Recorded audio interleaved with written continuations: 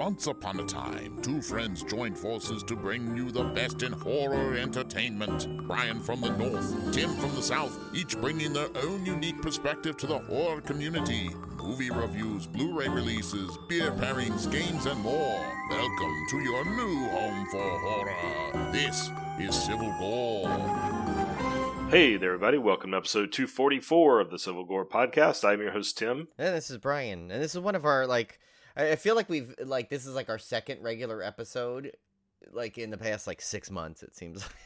Because, we had the roundtable, we had all the Slakecation stuff. Now we have, we're back to regular episodes with movies and stuff. And, of course, we threw in a bunch of those little mini-sodes in there with some interviews and stuff. So we definitely been busy, I'd say.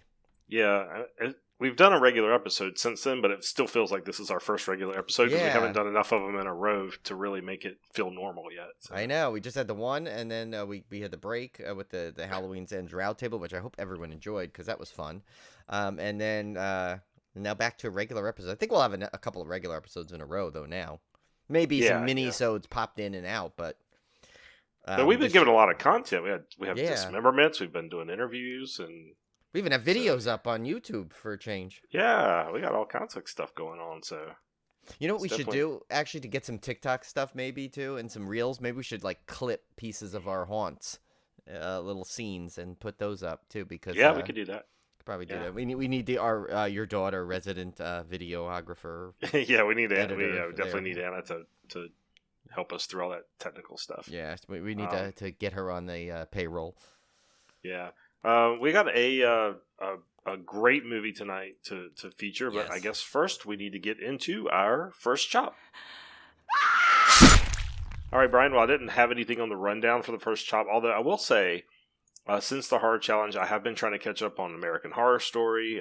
Currently, I think season 11 just came out. I'm catching up on season 10, which I'm really enjoying so far. I've been reading a lot of horror books. Not quite ready to give reviews of those yet. I need to kind of figure out what all I've read to be able to sit there and talk about it. But I got to write. I've been reading so much stuff that I just can't do it on the fly. But I'll have some horror book reviews coming up soon. And so I've been, even though the Horror Challenge is over, I haven't stopped consuming horror at all. I've been going strong. I think I ended up with. We'll get into this in our recap. A little bit later on of the Horror Challenge, but I think I wound up watching 43 movies in total. Wow. That I had never seen before. 43 new horror movies. So that was a pretty successful challenge, I'll say. Yeah, I had a couple in there that I didn't even count for the Horror Challenge just because of the, it was some screeners we got and stuff. But I was probably definitely over 31, but I mean, not for the challenge, it's.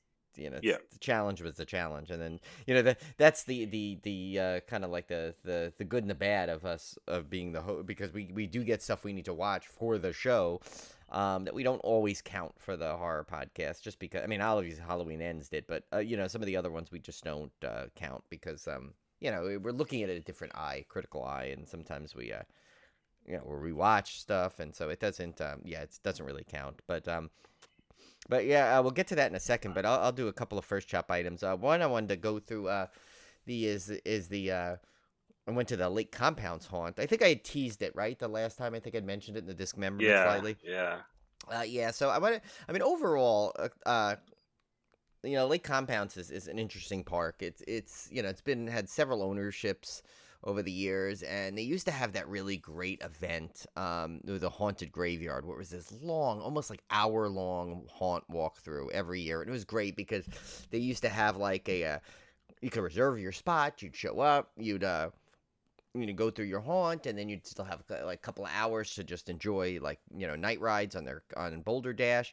So, the last couple of years, due to the pandemic, they stopped the Haunted Graveyard. Last year, I think they did an event where it was just family-friendly throughout the day and had no nighttime event at all, which to me was a big bummer because I was that the whole fun of a haunt is at night. You want nighttime stuff. So this year, though, they went back to it and they did their first, original haunt where they made their own houses, and they... for overall for that aspect of it, it was good. They did a good job. There was one really good one that it was pretty elaborate inside their theater, which was the Alice in Wonderland one. But while we love that house, there's definitely have a gripe I'll get to about it shortly. It has nothing to do with the house itself in terms of its quality. It just with I think it may have come down to staffing issues. I'm not sure anymore, but you can't. They say everything is staffing issues when something doesn't work lately. So, yeah, that's a good excuse. Yeah, as we know from Busch Gardens. But so most of the time we just spent hanging around, drinking beers, and waiting online for the haunts and stuff. Which was I mean great. Like other than that Alice in Wonderland, the other haunts were very generic. Like they had no roofs to them. They were just like like they were like walls they put up. And I swear to God, we made a joke because they had it seemed like there were the same skeletons in every haunt, no matter what the theme. They found a way to so they must have got those on bulk. And the same thing with these weird scorpion things like that they had up there that seemed to be in every house. I don't know if that was an in joke. I don't know, but I will say though, all the scare actors in there were like, they were like top notch. Like they were into it, which was good. That helped it. Yeah, that's always a good plus. When your scare actors are into it, it just makes even the most like minute haunt that much more fun. So, I mean, the haunts itself were fine. The Alice in Wonderland haunt, I think it was called Malice in Wonderland. They had the whole thing they were advertising it. There were 2 paths you could take. And this was a $5 upcharge on top of the fees, which, okay, it was their most elaborate haunt. I have no problem paying $5. But then we were like, wait a minute, we want to go on it both times. So now I dropped $20, $10 for each for me and Julie. Well, when we get there, they didn't even check it, that thing.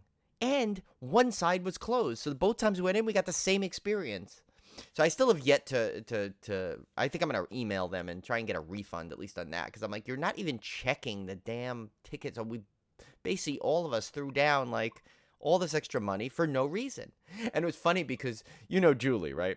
So Yeah. when we were you know how she is, and she's like determined. So we go back into the second spot, and we figured out on the first pass through of the haunt where the split is. It's where Alice is sitting there and she's pointing. She goes, "No, go this way," because you can go down the looking glass or through the looking glass or down the well kind of thing or whatever. So we went through the one path the first time. So Julie's like, "Oh, don't worry, I'll get us in the second path." So Julie goes in and she when we're at that point where we know it was a split, she's blocking it. And she's like, "Go that way." And we're like, no, we've already been that way. Can we go that way? And she's like, "Oh, you have to go this way." And she's staying in character as long as she can. Oh, God. So Julie keeps going, "But we need to get it." Finally, in character, I will give her the credit, this thing. She goes, "But there's no one there."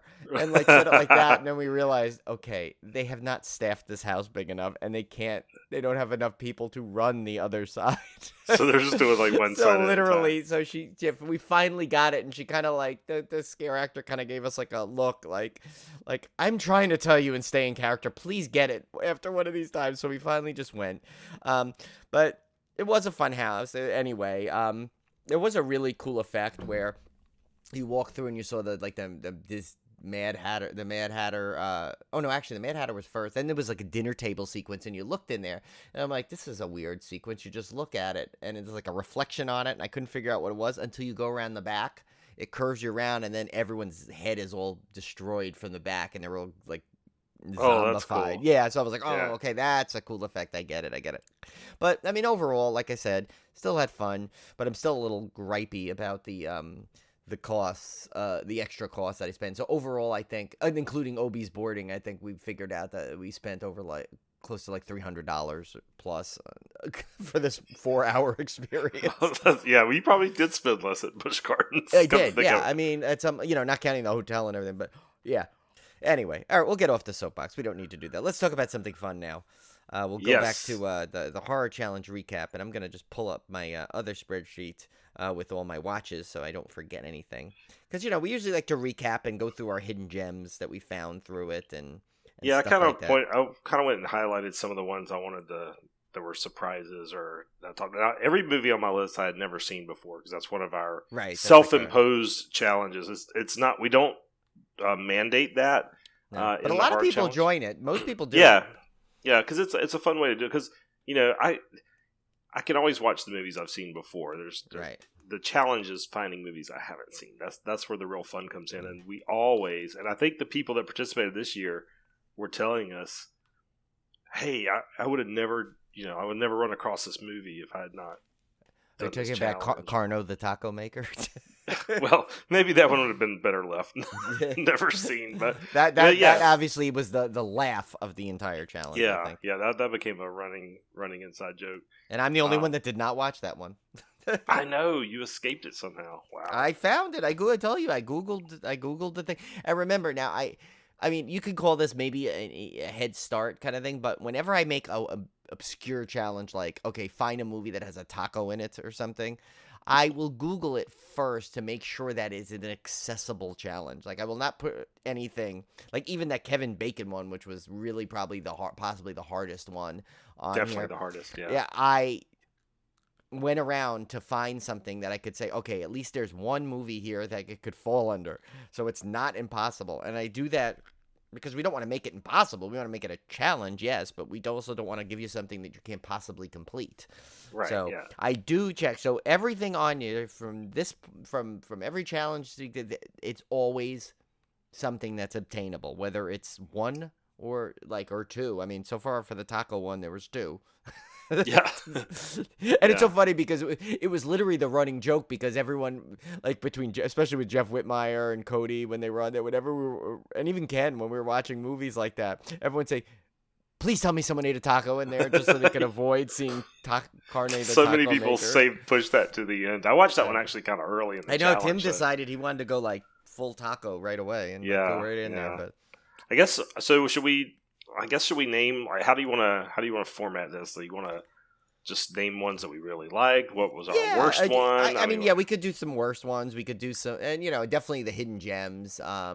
It's there's some in here obviously that were ones like I think there's ones too that what I like about this challenge is it sometimes fills gaping holes in your watch list. Movies that you've always wanted to watch and you're like, okay, I've never watched this, I need to watch it.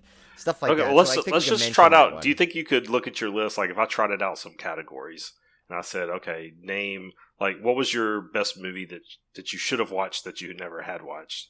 Could you pick that one out of your list and talk about it? Because I think there's several categories I'd like to run through. Yeah. Okay. So you start the categories and then we'll do it that way. Okay. Well, I like the one about name something you haven't watched that you probably should have watched by now. Yeah. And I'll let you go first on that one while I pick mine. Okay. I think probably on this list, I mean, and I'm not counting new ones, obviously, because there's some new ones this past year that I wanted to watch. I think for me it might be a tie. I think it's a tie between Phenomena and 1408.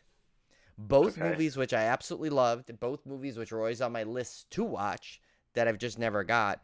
And so I think it's got to be a tie for those two because, I mean, 1408, I mean, first of all, it's got two of my favorite actors of all time in there, in John Cusack and Samuel L. Jackson. So right there alone, it was like that movie I need to watch. I love haunted hotel movies with a little bit like with some kind of like, and of course it was Stephen King wrote the original story of this, right?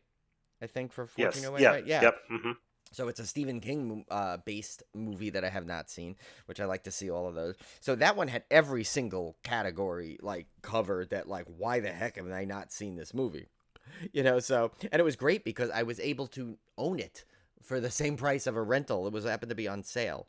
So I just picked it up to own it now in digital.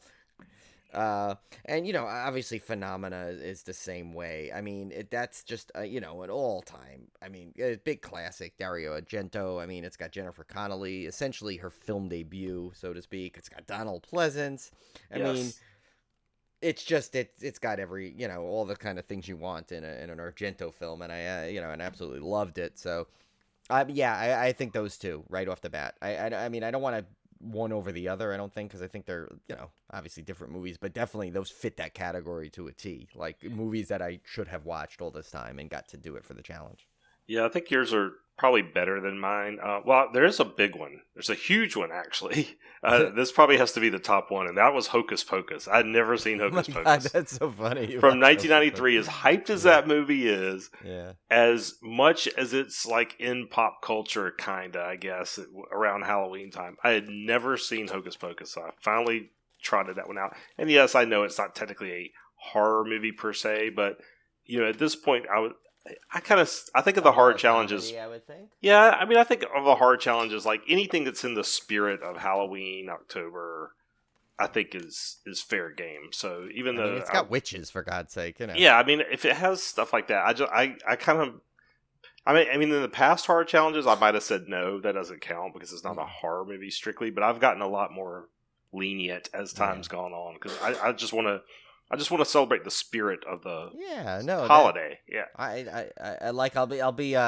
I'll quote Benedict Cumberbatch, and that seems weird, but I'll allow it. Yes, but I will say I'll also count any future movies you watch, no matter what, as long as it has Shelley Winters in it. I think we'd all agree that's true. Scary enough for Tim to. So he basically is allowed to watch any Shelley Winters movie. To me, Pete's Dragon is a horror movie. So yeah. Hocus Pocus. I mean, it was fine. It was an okay kids movie. I didn't see the hype in it. Of course, I don't have the nostalgia for it. Yeah. So I don't have the frame of reference. So I thought it was okay. I still haven't watched Hocus Pocus 2. I'm not in a hurry to watch it. I probably will at some point. But so that was my Hocus Pocus experience. The other one I was kind of in that category, even though it's a more recent movie, was the Belko Experiment.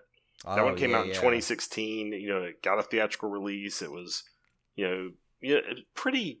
I won't say hype, but it's pretty well known. A lot of people have seen it, and I enjoyed that one a lot. And that one I had never seen for some reason. I just kept not seeing it. It's one of those movies that just kind of slips through the cracks, and before you know it, 10 years has gone by, and you're going, "Oh my God, why did I never see that?" So that one kind of fell in that category. I didn't have a whole lot that would also fit that category. What was your? I guess we'll say favorite for the last one. What was your most weirdest? What was your most bizarre out there film that you saw? I probably have to say Gutter Balls. Yeah, that one sounded crazy. I don't know if I even want to watch that one now. Yeah, that one's it's so not it's very problematic. Back at even probably the time period it was out, it was problematic, and it's probably even way more problematic now. I think Ken watched it too. He could probably kind of attest to that as well. It just there's this horrible just rape sequence in there, and and it's just the way they treat the women in this movie. I just as a self-proclaimed gentleman, I find that just appalling. It's I'm not a prude to horror movies, but I don't like when when there's just such blatant mistreatment of women sometimes that in the movie. Yeah, sometimes that makes you wonder if there's something wrong with the writer, director, or whatever. But anyway, and this is graphic. There's you see kind of everything in this movie, and there's just some there's a lot of the gore itself, other than that, is pretty decent, and but the movie itself is just I don't know. I think it was already rubbed me in the wrong way to see how badly they mistreated this one girl in it, and I'm you know what, there's just it's kind of okay, I'm just watching this for the challenge now, gonna power through it. I think I was tweeting you through it, wasn't I? I think I'm not tweeting, texting you through it. Yeah. For me, I had two. The first one, and for two completely different reasons. The first one, I'll go with the funny one first, which was FDR American Badass from 2012, which is Barry. I said only Tim would find that movie. It's Barry Bostwick plays FDR as a werewolf hunting. The Axis powers are led by werewolves, and they are transmitting polio. That's how FDR gets polio. He gets bitten on a hunting expedition. So he turns into this werewolf hunter. And this movie is straight up complete. This is pure comedy, but it has werewolves in it, so I counted it. But it is complete farce. Almost, not quite, but almost to Airplane level ridiculousness. It's crude. It's probably offensive on multiple levels, even though I was laughing all the way through it.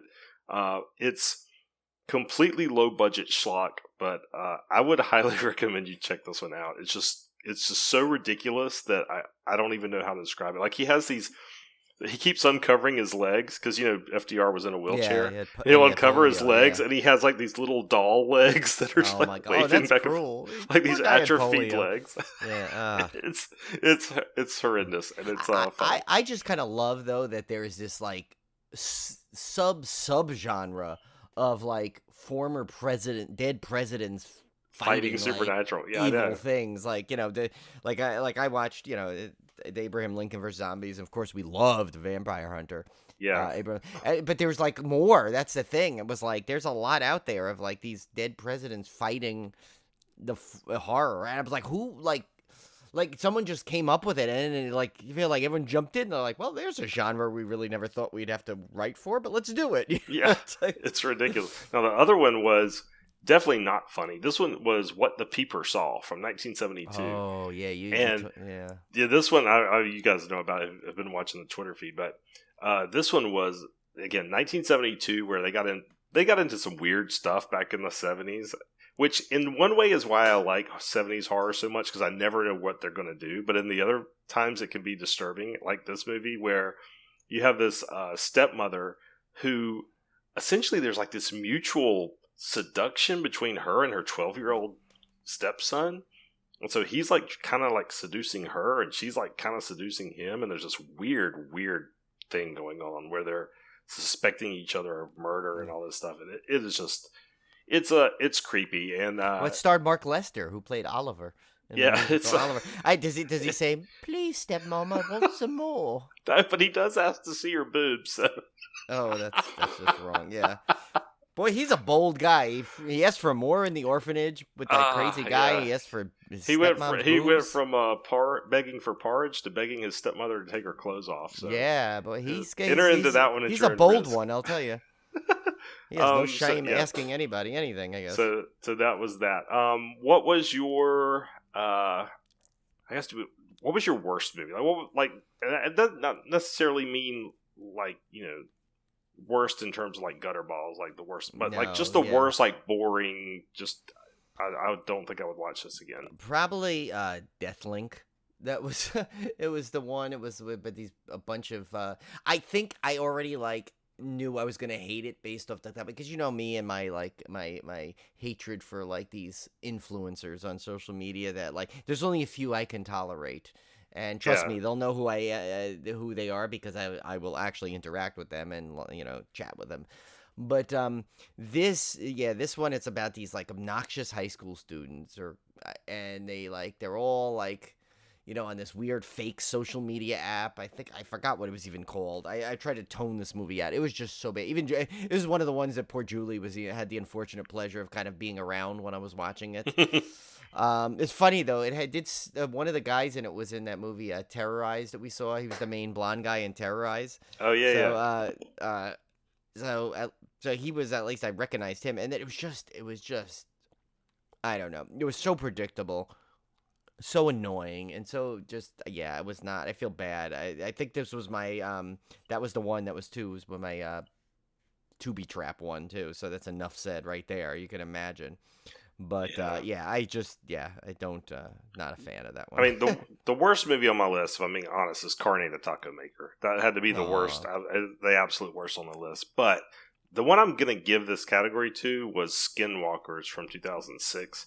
And I picked this one because it has Rona Mitra from the number 23. She started with Jim Carrey. I like her. That was for my Jim Carrey objective. And there's really, it's not a bad movie in terms of I want to claw my eyes out or anything.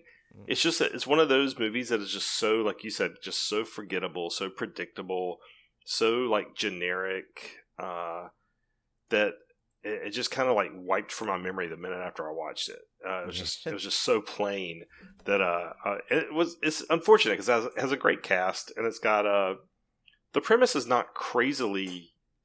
I mean, the premise is actually pretty good. There's two tribes of skinwalkers, which, as you know, are the Native American myth of people that can turn into wolves or whatever. Sort of like werewolves, but they're they're more like shapeshifters. And they're kind of fighting over this boy because he's supposedly going to bring about the end of the skinwalkers. So they have to kill him before that happens, that kind of thing. So the premise wasn't bad either, but it's just I don't know. I just found it very, very forgettable. Maybe it was I did watch this. That was my 30th movie I watched, so maybe I was just getting exhausted by this point. I don't know, but yeah, so that one would be that one. Oh, I think that, by the way, I think the fake social media thing was Instatalk is what it was. Oh, called. God. Yeah, Seriously? so that's terrible. That is terrible. That's what I had with me. Okay, the next one is going to be, next category will be biggest surprise. Not necessarily the best movie you saw, because we're going to save that for the last. But what surprised you? And it doesn't necessarily have to be a good surprise. It could be a bad surprise. But like just biggest, like, oh, wow, I did not expect this. Okay, that one is so easy for me, and that one is Inhuman Resources. That was that one I told you guys about, where it was the original owners, original Fangoria produced it. So it was back in 2012, and I thought it was literally just going to be, because it took place, it was I needed for that took place in the office thing, and it was like super gory, great cast, the people, like all the actors in it were great, but it like went places where I didn't expect. Like it was one of these ones where it just kept having way more levels than you would expect in a movie, and I freaking loved it. I already immediately went to go look to order it, and I think it's like on DVD for like, it was like sellers like were selling it. It was ridiculous higher price than it should have been. So I'm hoping it gets rediscovered again and like re-released, because it was so much better than it based on, if you hear the plot, you would not think it would be as good as it was, but it was great, and tons of great gore in it.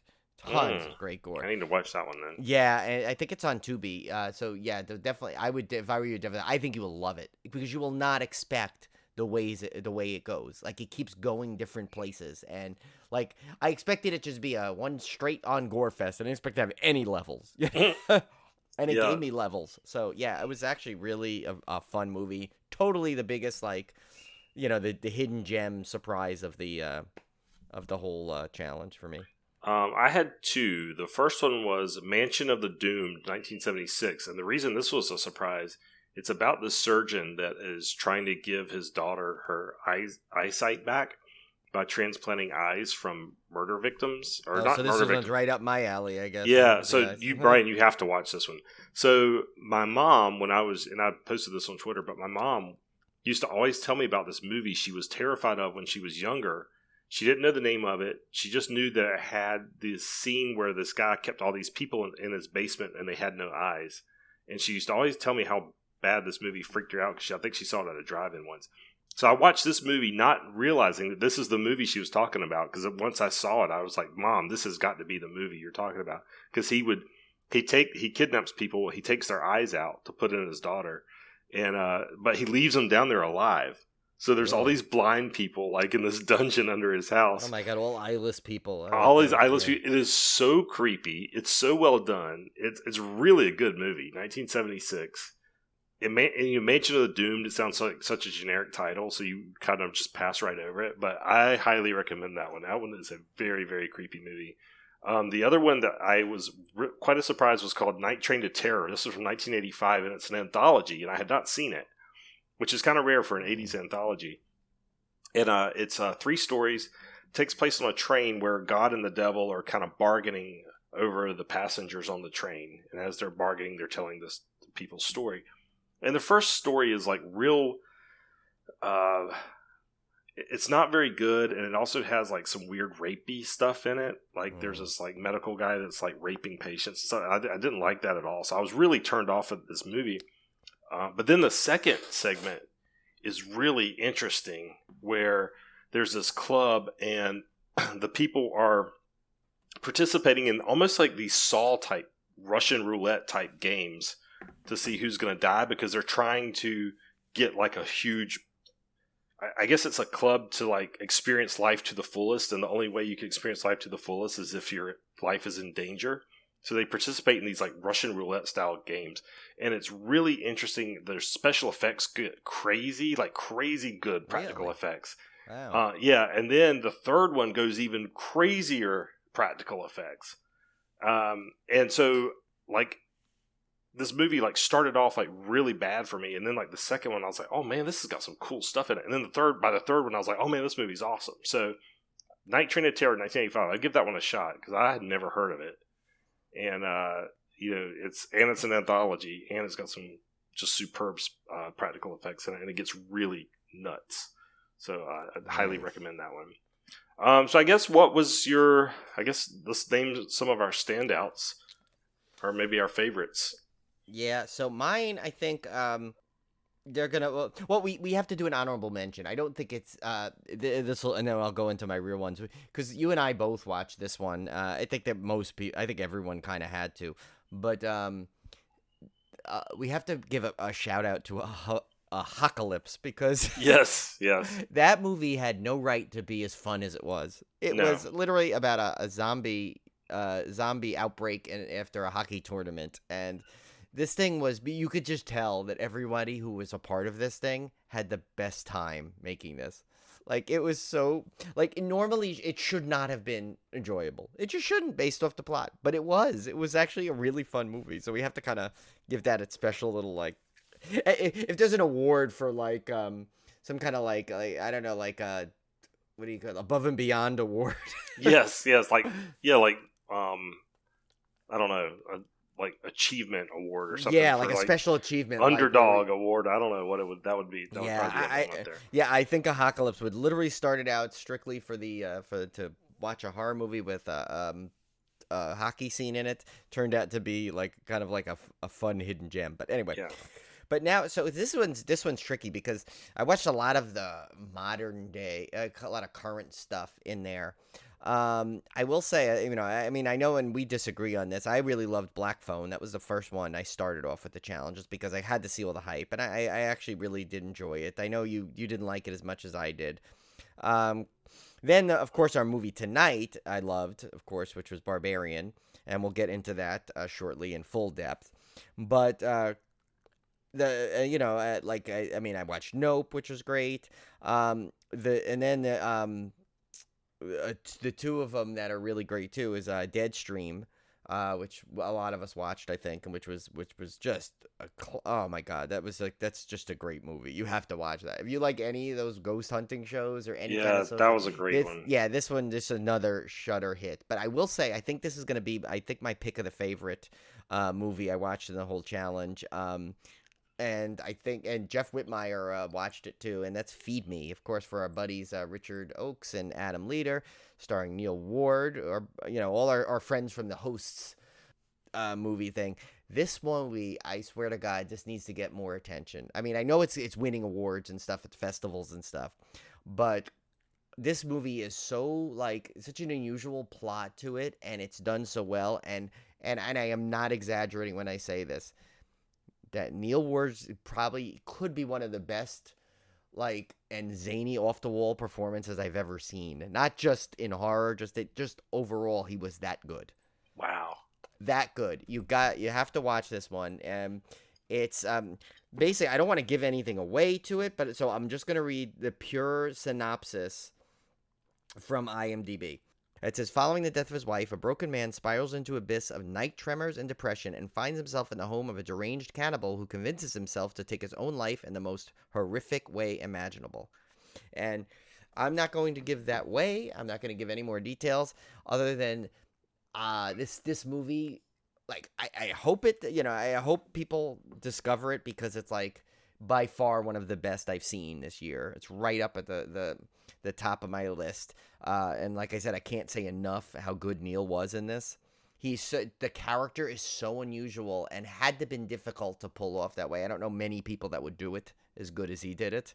I mean, and it's just, I mean, gore, you want gore, you have it. You want, like, there's even like way more like emotional connection to this movie that you wouldn't expect from it. But it's really good. Also Samantha Loxley, of course, is in it. She was from Host. Also, she plays the wife that was passed away. But yeah, I mean, it's just a phenomenal movie. I hope enough people get to see this thing because it really. I mean, you can rent it. It's out there on VOD, so you can get it. But I just hope people explore this movie because they will not be disappointed, and I think it's going to blow them away. And also the other lead was Christopher Melvin, who we just followed each other on Twitter actually, and he's incredible too as the co-lead with Neil Ward. So. Yeah, I think that one's next on my list to watch. Yeah, you gotta watch it. I can't wait for you to do it. We're trying to set up a time to talk with those guys about it because we're dying to talk to them about it. Because this is like now the second movie that they've come up with that has just blown me away, and it's like, so it's like I just want them to keep making things, and I want to talk to them about it every time. Yep. I had my honorable mention. I think would go to the Stendhal Syndrome from 1996, which is an Argento film, and stars his daughter, Asia Argento. And this one, I wasn't expecting much out of this one because a lot of people don't like Argento's later films. They prefer like his original stuff from the 70s and stuff. But I thought this one was really great. It doesn't follow the typical giallo plot line. It's very different. Like his daughter plays like this inspector that she gets into this weird fugue state anytime she sees certain paintings. And there's like a rapist going around, and she's trying to get revenge on and track down who this guy was. And there's a lot of twists and turns. It's really well done. It's really well acted. It's an interesting plot. I really like this one. I don't know if this one is the cutoff for where people like stop liking Argento films or not. But his new one is so good though. And I thought it was too. Yeah, so I don't know where this one falls in the rankings. Yeah. I didn't even look at reviews of it, but I really, really enjoyed this one. The standout movie for me by far this month was The House That Jack Built from 2018. Oh, right. You were talking about that, yeah. Matt Dillon plays a serial killer. It's a long movie. It's well over 2 hours. He plays a serial killer. He's recounting his basically how he became a serial killer. You can kind of look at this as... Oh, it's Lars von Trier did that one. Yeah, Lars von Trier did it. Yeah, he's good. It's you could kind of look at it maybe as a spiritual successor to Henry, Portrait of a Serial Killer. It's a little more lighthearted in tone than Henry, Portrait of a Serial Killer, but it's still very disturbing. Like, very disturbing. There's some very disturbing scenes in this movie that will definitely stick with you long after it's over. It has... there's violence against animals, children. There's nothing off limits in this film, so just be forewarned when you go in. But it's so incredibly well acted. I mean, Matt Dillon is... to me, it's the best Matt Dillon performance in any movie, period, that I've ever seen him in. Wow. Period. And he's a great actor. I like him in other things, but to me, this was like his tour de force performance. And it's just brilliantly directed. It gets a little weird, as all Lars von Trier movies do, because he's just that kind of director. But I love this movie. I thought it was outstanding. As disturbing as it was, it just added to the brilliance of it for me. So I highly recommend that one. But be forewarned going in. It is very intense. So yeah, I like. We should almost we need to get our site back going along. Adding content. Maybe we should have like a warning section of all movies that we want you to see, but a little caveat. Yes. So yeah, that was our horror movie challenge. It was. I think, to me personally, this was my favorite challenge we've done so far. Yeah, I think a lot of people are saying, and thanks to Jeff Whitmire, because he drummed up all this excitement from all these other people that I don't know what challenge you're doing, but this sounds interesting. And I saw a couple of people saying, oh my God, I got to do it next year.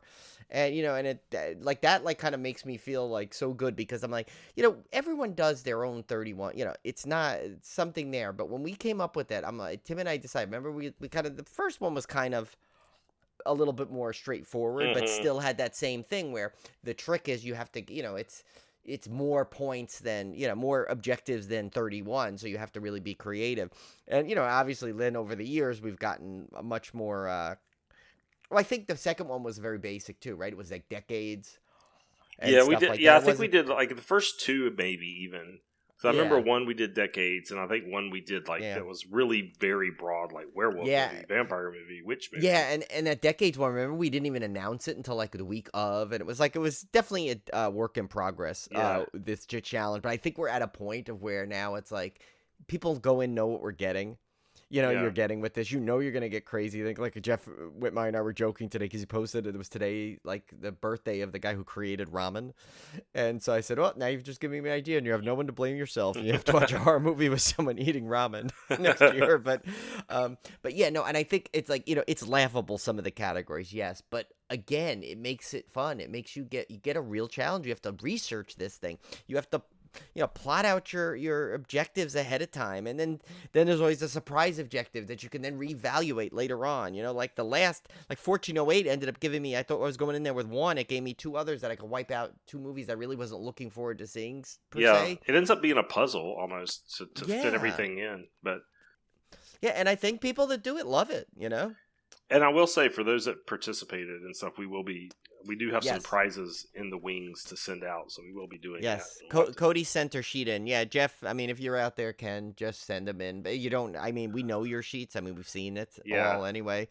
But yeah, if or someone who's listening to this and did it and just didn't post because they're not a social media person, you want to just send us the sheet in by email at civilwarpodcast@gmail.com too, that you'll be in there too. Because we definitely have enough prizes amongst the whole group here that everyone will get something good, so.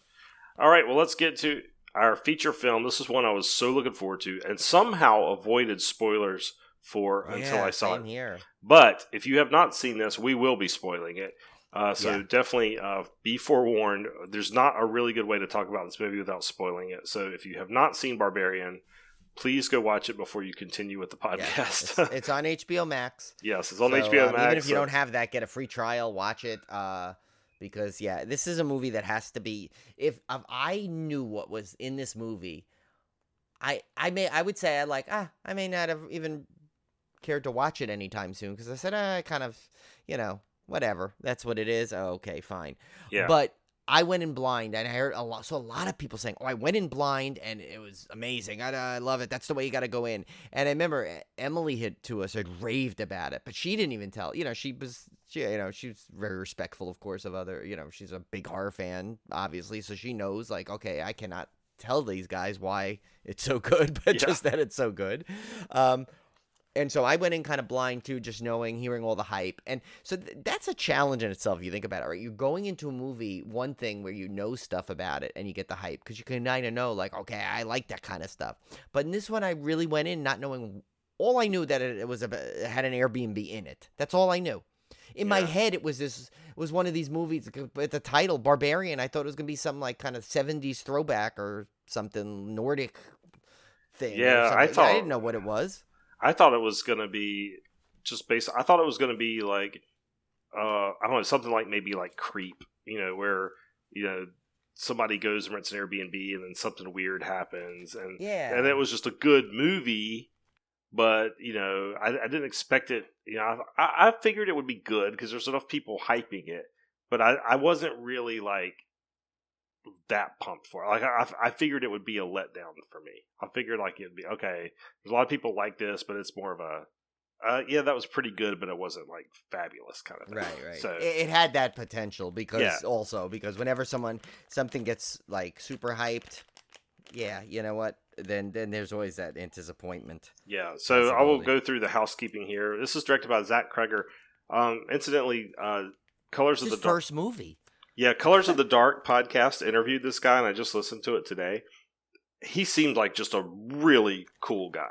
He is, yeah. I saw clips on oh my god, what's it? The horror hippie YouTube thing. She had clips of different interviews he did, and yeah, this guy is just seems like super chill dude. Yeah, he was very down to earth. He was very very personable. So, he seemed like a really cool guy. Starring Georgina Campbell as Tess, who I absolutely think is incredible. She was great. Yeah. Bill Skarsgård, of course, Pennywise himself as Keith, Justin Long as AJ, Matthew Patrick Davis as the mother, and Richard Brake as Frank.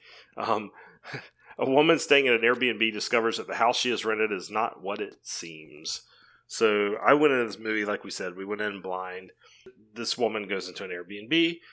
And as it says, things are not what it seems. But it starts off as a very different movie. So the first half of this, well, maybe not quite half, but first third, at least the first act of this movie, is Tess she's going for a job interview at this really I think it's Detroit, right? And Yeah. so she stays at this Airbnb. It happens to be in a really bad part of town. She can't really. Yeah, that reveal was fantastic. By the Yeah. way, what a good choice he made to reveal it. You didn't know until the next morning how bad. Yeah, the because area was. it's dark, it's rainy. She can't really tell, so she pulls up at this place. She goes in. You think everything's okay, but when she gets there, she realizes that it's already occupied. It's been rented out to Bill Skarsgård, who plays Keith, and there's this great tension to the whole start of the movie because we're already a little on edge because it's Bill Skarsgård, and I think we all know him as Pennywise. Yeah, so we're expecting him to be this like creepy dude, and I honest to God, thought that's what the movie was going to be. Yeah, that's what of course, it's no secret. That's what they wanted you to think. Yeah. They wanted you to think that, okay, she's in danger because here she is a woman. Happens to be in the house and rented. And how often do these movies rented? And he's acting like, he's kind of acting like creepy, but not intentionally. He's just, he's awkward. As it revealed, he's awkward. He's a goofball. And he obviously sees this beautiful woman show up at his Airbnb and he's awoken from it, which I think he did. I don't know how highly, like, overall how well his acting is rated amongst other actors, but this shows how good he is because he literally starts off like half asleep in this scene, the way he's talking, and then just the perfect like evolution of someone now. Okay, now I'm in past that. Now I'm wide awake, kind of thing. Yeah, he's brilliant. He is so good. Brilliant in this movie. Yeah, and and there's like this. What he does so good is it's obviously you're meant to think that, okay, here's the antagonist in this movie, creepy Bill Skarsgård, but then he does such a good that he's like, but every time you think he's creepy, he's kind of like a good dude here. Yeah, he's like really nice. And now you're kind of brought along with Tess, like you're going. At first, you're a little apprehensive, but then you start letting your guard down. You're like, okay, maybe he's not that bad a guy. Yeah, and that's another thing. It's like, I heard a lot of people. The criticisms I have about this, and we'll probably get into a little bit more of this later, is that they said, "Oh, the bad choices they made." And then I know, Tim, you always kind of say, and you're dead on when you say this always. You're always like, "Well, remember, you got to remember, these people don't know they're in a horror movie. The audience does, but they don't know." And so, but in this though, I think what was great about it is does have a head on her shoulders, and they flat out have a conversation that flat out is one of the main points of this movie. Right in that opening sequence when they're drinking the wine, when she finally realizes, like, okay, you know what? He's not that bad guy. He's actually got manners here, and he's got class. And you know what? He went out of all this way. It probably got to the point where it's like, you know what? He could have killed me at any moment here. He could have done a million things at this point to me. Why? And he is showing no even, like, remotely aggressive behavior towards me. And it's like, so, and he had opportunities. So, when she lessens her guard down, it kind of, you almost feel like, yeah, okay, that's nice. And you almost see like this, almost like a little cute little romantic comedy bloom. Yeah. What was interesting is, Ken had brought up the criticism that, he really liked the movie, but everybody made really dumb choices in it. And so I had read his comments before I watched the movie. So when I started watching the movie, I was specifically watching it to see what dumb decisions they made. So I was kind of going in with a little bit of a head start going, okay, Ken said these people make really stupid decisions, so now I'm going to be very critical of what decisions they make. Yeah. And honestly, I didn't think Tessa's decisions were unreasonable. Again, if you keep in mind that she doesn't know she's in a horror movie. Right. I thought, you know what, yeah, she's going to be, she's clearly apprehensive about the situation. Yeah. She's clearly nervous. She's clearly second-guessing her decisions throughout. Right. She ultimately makes them, but there's reasons why she makes them. Like, I felt like there was reasons she let her guard down. Right. And I think by the point of when she did, okay, yes, could have Bill Skarsgård, I'll just say Keith at this point. Yeah. Keith is his name in the movie. At this point, Keith, could he be like so deranged and psychotic that he likes just playing the long game and like will go so much effort to get her to stay there and all that? But like at the same time, you're like, you know what, like lately, obviously, with what's the world going on, this is even harder than ever. But usually, the human instinct is to want to trust somebody and who want to be nice, and you assume that someone is being nice. Like I said, this maybe not this day and age, but yeah, so it's a little harder. I'm kind of looking at this, even though this is a modern movie. I still look at it as kind of like for some reason with movies, I always think of like a little bit older school, like things going on, but so by that point, I mean, he's doing all these things. I think he did enough, and she did enough thinking, here to I was okay with the eventual decision she made of staying there, and not for nothing, but she probably at some point, was starting to get wooed by him a little bit and realizing, and she did put up a front. I mean, she was willing to do everything first. And and of course the director did a brilliant job of making every little thing that Bill Skarsgård did, whether it was nice or not, have that just hint of, well, is he doing it? Is he being sinister? Right. But I don't know. Overall, I think I by the time it all made her final decision of she's staying and all that stuff, I think I would have been okay with it by that point myself. It was reversed. But then again, here's the big caveat to that.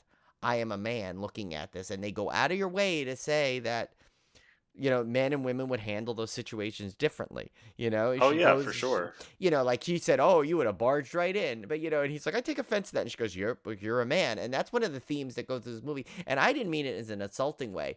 I'm just saying, like, it's just, I'm not saying like, oh, women can't be serial killers, kind of thing, or I'm better because I made a better decision. Right. I'm just saying, like, what I've been brought up with culturally is, and like, the way society looks upon, like that, it gives you this sense of like, well, you're still kind of like, you may feel like you're a little more in control, kind of thing. Even though I'd probably be Tim knows me. I am so not the macho bravado kind of person like that. And I'm more probably way more like second guess everything. I mean, I say it now, I would have stayed, but like at the time I may not have. I don't know. Well, put it this way. Would you be intimidated if you were in a room full of women versus a woman being in a room full of men that she didn't know? No, and that's again not society, and it's a society thing. I mean, that right there is perfect as all you need to know. Yeah, but I just don't want to come out saying like I was, I was being like sexist or something. No. I mean, I think it's the opposite of it. Yeah.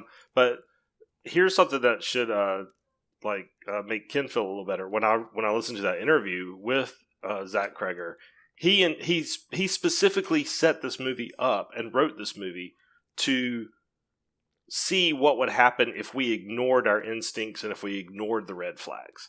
So everybody in this movie was written to intentionally ignore the warning signs.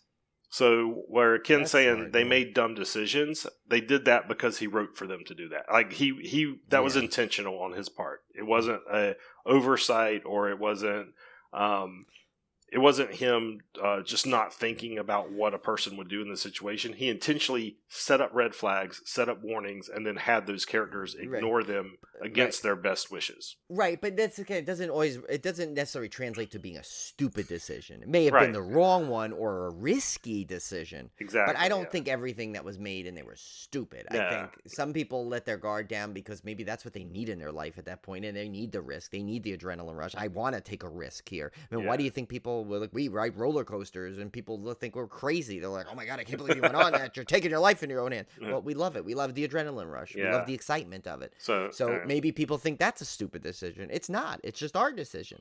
Yeah. So I mean, it's an interesting thing. I get Ken's point because yes, if you look at it with a critical eye and viewing it, and you're like, oh God, why did you do that? I wouldn't do it. But then again, it's like you're watching it at the safety of your own home and not in that situation, and you don't know like what is worse. Like, hey, maybe if I play along, I could just survive longer, but maybe if I run out or start getting really super creepy, he'll just all of a sudden become instant aggressive and realize he's not going to have me here and go after me. It could have been either way. Well, so I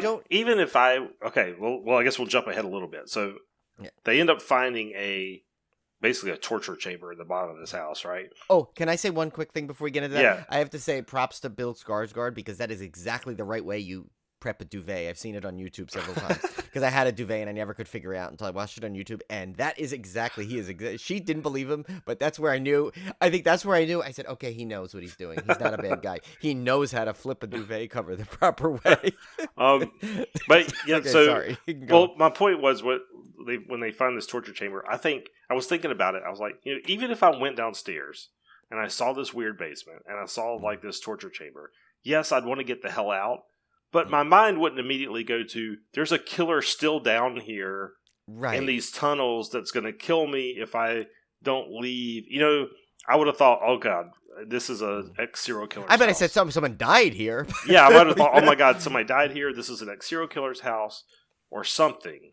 So again, even at that point, I don't know that I wouldn't have not at least like investigated. So right. And actually, there's a point. It's funny because I think the director knew a lot of people would feel that way too, because Bill Skarsgård's lines after that, or he's like, oh no, I get you. I'm taking you seriously. You have a room with a bucket or something, in a bucket, and he's like, you're like, oh my God, the way he sounds, it's so uncaring, and he even doubles down. He goes, I'm taking you seriously. I get that it's creepy. But, I think I want to look at this room with a bucket in it, and I would have wanted at that to go point see she's it. getting annoyed. I would just like take her. I would have said, okay, what the hell scared this girl so much like exactly, that? She's obviously back up. She got trapped in there because she let the door slam on her. Okay, it's not her house, so she doesn't know the door's going to lock on the inside. That doesn't seem like anything wrong. That's why she was still down there, or she would have been back up. So I think I would have I would have probably gone down myself and said, okay, what do you mean I got to see this thing. Let's go down. I'll be right back or something. I may have been a little more cautious than he was, but I still would have went down there. And it's funny. One of my favorite lines in that movie is very subtle. If you don't miss it, if you might miss it. It's when he first comes up and she's freaking out and she's screaming and he's like, hey, you're okay. You're safe. You're safe. And she goes, I don't really think I am. So she says it right there. It's such a subtle, almost like a cute way she says it in there. She goes, I really don't think I am. And then they go right into the conversation. I'm like, and it wasn't until I watched it a second time, and that was when I really caught that line. I'm like, that actually is kind of a brilliant line, because it's she's right there saying no, I don't feel safe in there. It's probably not just because the bucket. I gotta, my instinct has been, I've had this, different instincts throughout this movie, but I'm really, don't feel safe right now because I still don't know 100% about you, sir. Yes, you gave me the Bill Skarsgård googly eyes and maybe I'm weakening, but I'm still not 100% about you. I don't like this area. I had a homeless guy come chasing me into the building at this point because that was a creepy scene. Yeah. And so going downstairs, and so how am I safe exactly? How am I really safe? I got a whatever the room downstairs is, she knows there's something off. She doesn't know what, but it's off. She had the homeless guy, Bill Scott. There's a lot in there, that could. And so that's why that line to me is so brilliant, because it's something the audience would think well, you're not really safe, actually, kind of thing. So I don't know. I love that. But so this is where the movie flips because, again, like I said, we're spoiling the hell out of this, but Bill Skarsgård goes down there, gets trapped by something. Tess goes back down to rescue him. Bill Skarsgård gets horribly murdered by the mother, who is living down in this basement, who's just this mutated woman who wants a baby. And she goes, "Ma." The speaking in this, that's about the extent of her dialogue. Yeah. She either says mama or baby in that loud, raspy, throaty voice. It's but at this point we assume Tess is killed as well, because she basically is being chased by this thing, and then we cut, and this becomes a completely second different movie. So now we're just instantly thrust into Justin Long's world, who plays AJ. And he's this Hollywood hotshot type guy. He's obviously based off some of the more recent sexual harassment type cases you've seen come out of Hollywood.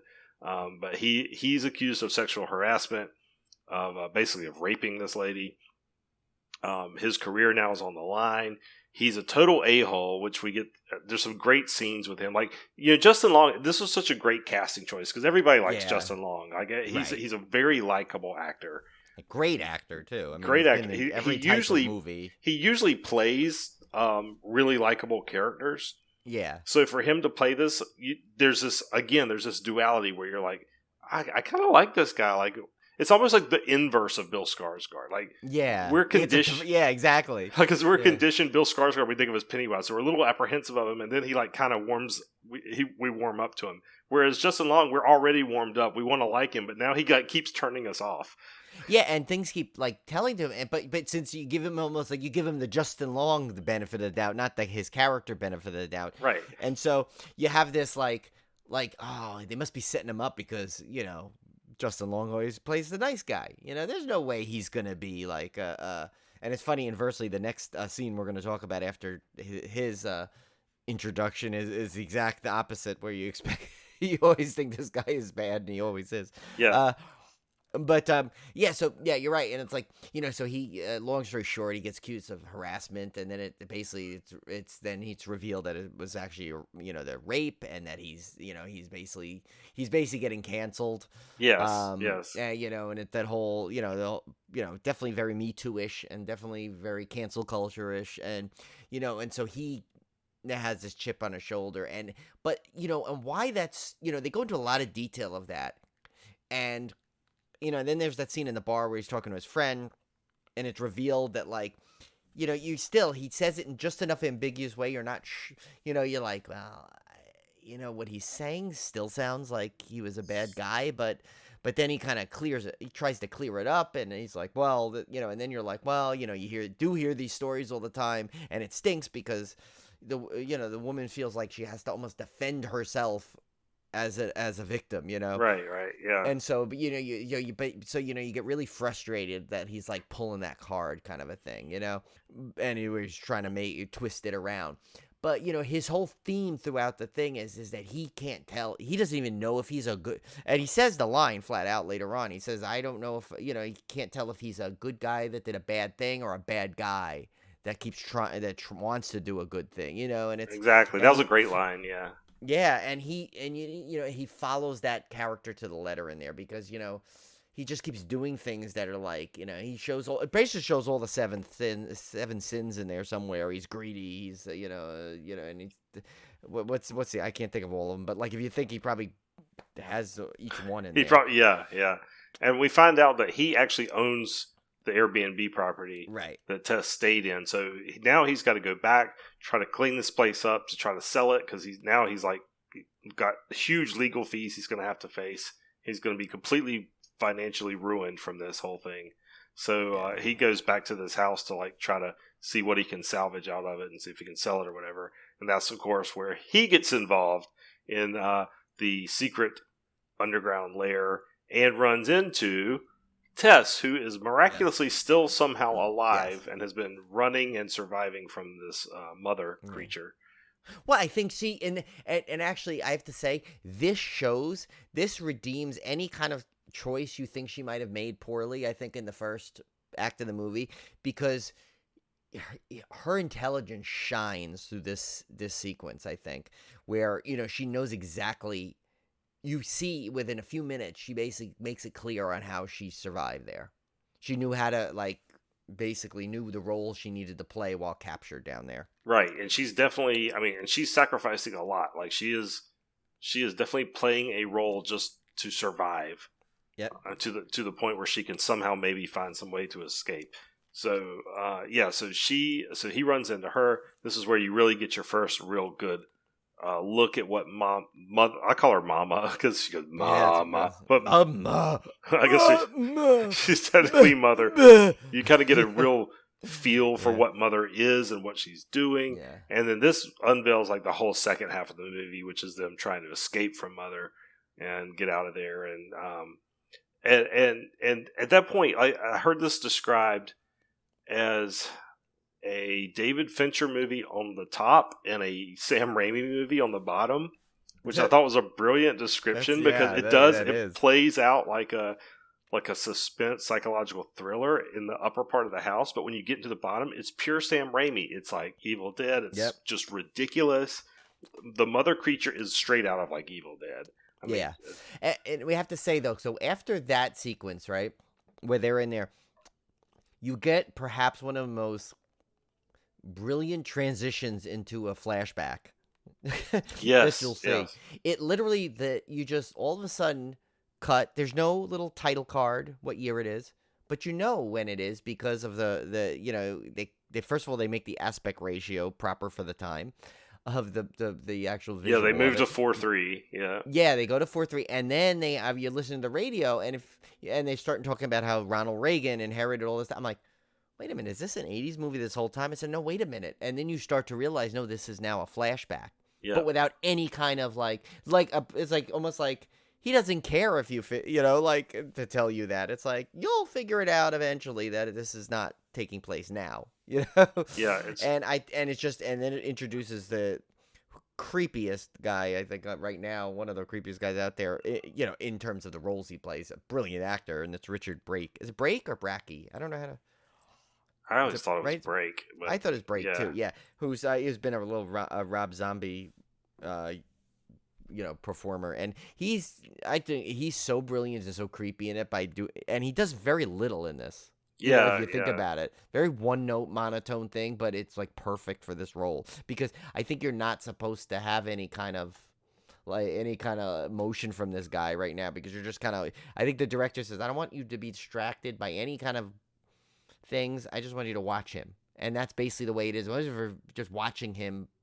A lot of shots are from behind him walking through things, and it's very interesting, or it's close up of his face. So it's very intentional that he doesn't want any distractions, but he's like, I want you to keep your eye on this guy every scene in this sequence. Yeah. So we find mother's dad is still living down there.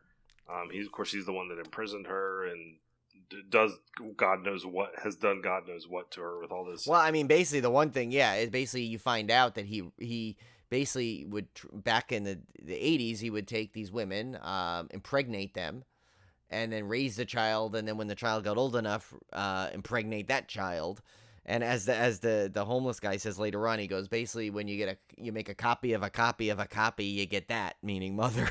Yeah, which is unfortunately has happened in real life. I mean, this is based off. There's actual cases of stuff like this happening with, obviously, but which makes it even more horrifying. But that's right. Kind of the origin of this. So so then so they finally do manage to escape with the help of the homeless guy. That kind of he's been in this neighborhood long enough. He kind of knows what's going on, but he's not the type that's going to go to the police and. Well, you learn why, but can you imagine the reaction they would have given him? Yeah, exactly. They eventually give Tess, because the police in this movie is made very clear they don't even go in this neighborhood, unless they absolutely have to, and they're not going to believe anybody in there anyway.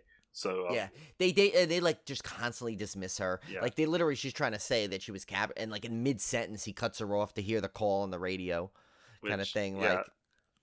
Which unfortunately is also sometimes a real thing too. Yeah. Oh yeah. No. And the way the cops are in this are just like they don't believe her. They assume if she's in this neighborhood, she's like trash. She's making it up. She's who cares kind of thing. It's like literally they give that attitude of I don't care what you've been through. I'm not even listening to you because I've already judged you the second I drove in this neighborhood kind of thing. Yeah. And there's a lot of you can look at that a lot of ways and unpack that a lot of different ways. But I mean, I'd love to find a director which one he picked for that one specifically. But I would love to see the commentary on this. I hope there's a commentary on this Blu-ray. I really do. Yeah, I hope there's a nice special edition eventually comes out for this and has a commentary because I'd love to hear him scene by scene describe what he's doing without going plot by plot for the rest of the movie. But there's some little nitpick plot holes here and there. I mean, I'm not gonna lie, it's not perfect script. Yeah. There's it's been pointed out. How did Mother get out every night if she was locked in the basement? I assume she has a secret way to get out. I don't think that was hard to work your mind around. I mean, or for all we know, she had she had a key. She had super strength. She could have plowed through the ground for all we know. We don't really know. I don't think that one's unexplainable. Too, yeah. And then there's I think probably maybe the most controversial, and even the director brought this up, is at the end when she basically Tess, was she pushed or jumped? I can try to remember. No, Justin Long throws her. Oh, yeah, that's right. essentially. Justin Long pushes her off the top of the water tower thing, and mother like basically essentially flies after her. Yeah. And even just like a Superman, like dive off the and like Daily somehow Planet goes faster. Yeah. You know? And the director even brought this this up and like laughed about it. So I think he even knew it was a little absurd. But you just kind of roll with it. So at this point, see that at least if he's going to make that kind of a scene, he did it at the perfect time. At the end, where you've already bought into every single thing, you've bought into a breastfeeding monstrous woman down in a basement, and I mean, and think of that, like how big was this cave system underneath the? I mean, it's like the Goonies down there. I know.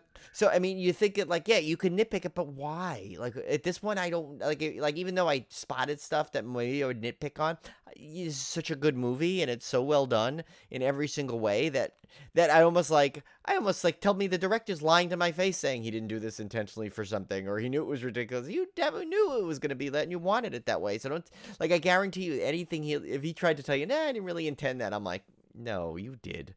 Because everything else works so perfectly. I know you intended this or something. I mean, my only regret is I didn't see this in the theater because I'm sure with a crowd, this would have been absolutely fantastic. Yeah, That's why I want to ask Emily again what the crowd was like. Yeah, because I watched this by myself. Olivia didn't want to watch it, so I watched it completely by myself, and I was cheering I was literally going laughing out loud, clapping. I was reacting to it and I was up there completely by myself. So I can't imagine what it would have been like with a crowd who's really, really into it. I'm sure that there's no doubt in my mind that's why it was such a box office hit for so many weeks is because of the crowd experience. Yeah. Oh, yeah. I would have. If they ever release it in the theater, maybe I'll try. I want to go see it, but I'm gonna actually do what I never do is look to make sure the theater is packed before I go. Yeah, and Brian and I were talking we want to see our wives' reaction to this movie. This is one of those movies that if your friend or your wife or your spouse or whoever hasn't seen it, you want to watch it with them to see what their reaction is going to be. Yeah, and I was telling everybody about it that I could see. But yeah, with Julie especially, because Julie and Olivia, both Tim and I always say this, they always figure out the movies within the first 5 minutes. Right. And I'm almost going to challenge her to see how long it takes for her to figure. And I don't think she ever will because it keeps turning. Yeah. And there's no way you could possibly figure out what's going to go on, unless you somehow snuck and read the whole synopsis. But this one, final thoughts on this one for me. It's one of my top of the year. Yep. I loved every minute of it. This end of the year is very backloaded with greatness, I tell you. Yeah, it's easily going to be on my list. I don't know what my top of 2022 is going to be. This one's way on up there. I just loved every minute of it. I thought it was brilliantly done. I thought it was brilliantly acted. I loved the whole movie's about duality. It's upstairs versus downstairs, duality of people, men versus women, it's just brilliantly meshed together on this theme of duality. And then even the title's brilliant. It's called Barbarian because the house in the movie is on Barbary Street, so people that live there are, I guess, barbarians. But you then also think of barbarian as kind of a monstrous, the mother, primitive kind of thing. There's multiple meanings even to the title. Or they're like a man that's uncouth. They say, "Oh, what a barbarian he is!" There's so many ways you can interpret it. It's just brilliant on so many levels. So, I hope you did not listen to this having not seen it. But if you did, and you're somehow made it through all these spoilers, I would still encourage you to go see it because it's such a fun movie. Yeah, a lot of us still. We didn't say every great. There's a couple in there shockers that I think you'll need to see. But yeah, no, I echo all the same sentiments essentially. I don't think I've ever seen Georgina Campbell in anything, and she became one of my favorite actresses. She's that good. She's extremely likable and very just something about her is there's just you're drawn to her in this movie. It's got of course the great Bill Skarsgård, Justin Long, another one of my favorites. So it's got the cast that and these are some people where you especially Bill Skarsgård, everyone in horror knows about him, and then so it's like you're automatically gonna go. And of course, they do that wink, wink, nod, nod moment where he goes, "I'm not a monster." Yeah. And of course, everyone in the audience probably be hysterical, laughing out loud because he's so known for Pennywise. But yeah, other than that, I mean, well, you know what? That's another reason why I actually hope people see this, because you'll see that he's not just Pennywise. He's got amazing acting chops and can pretty much do all kind of different moods in one character. Yeah.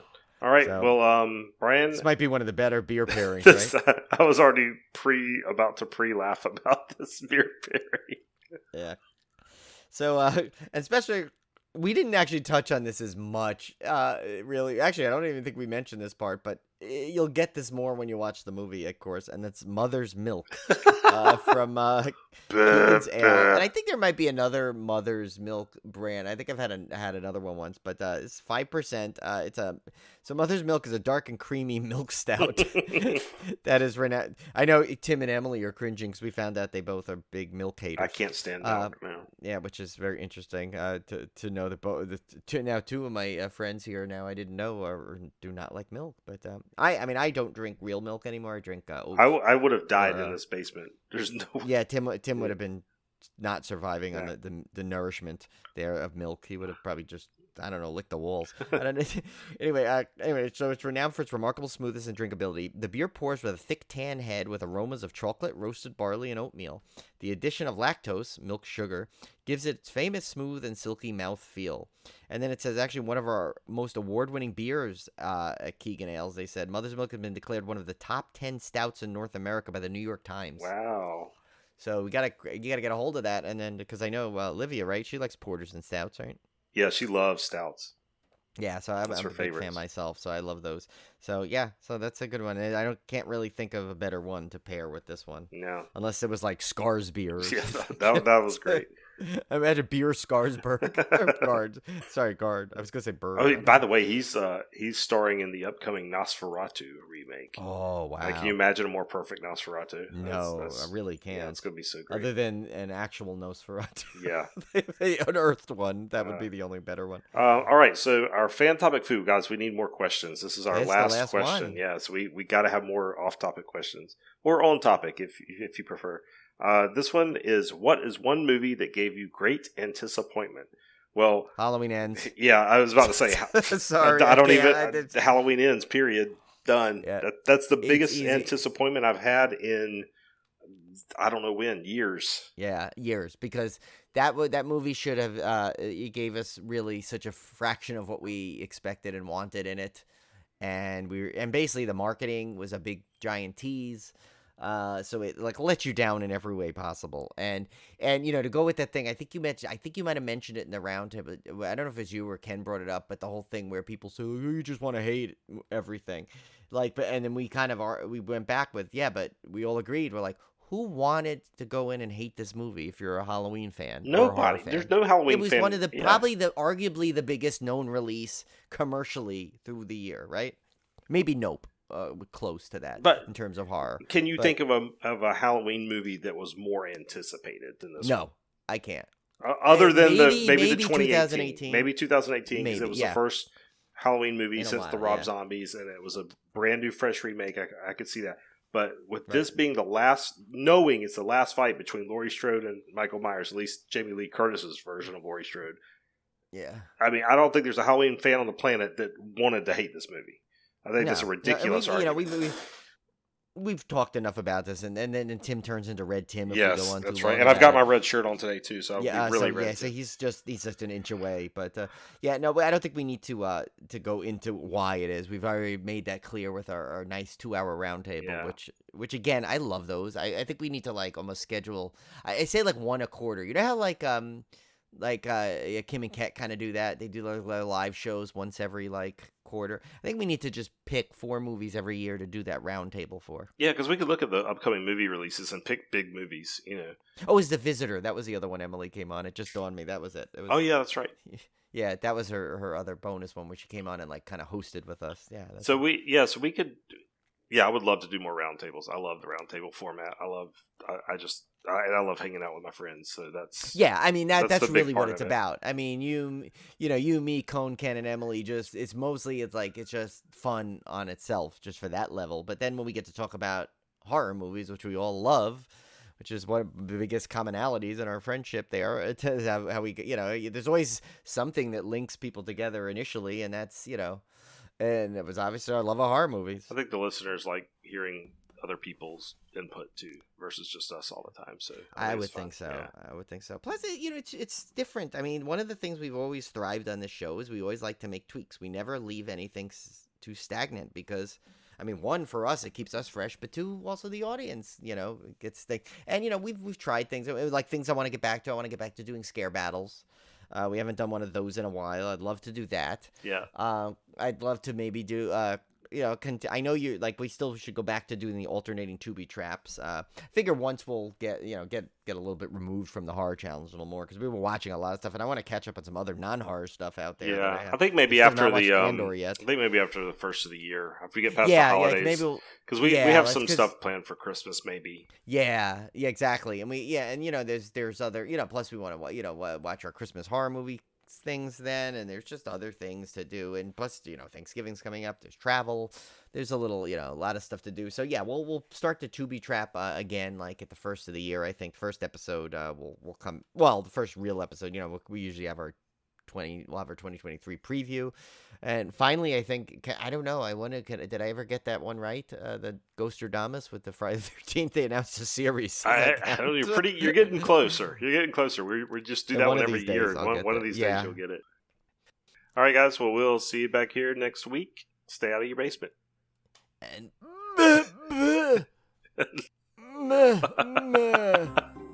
sorry, I had to end with that, that. All right, see you next week.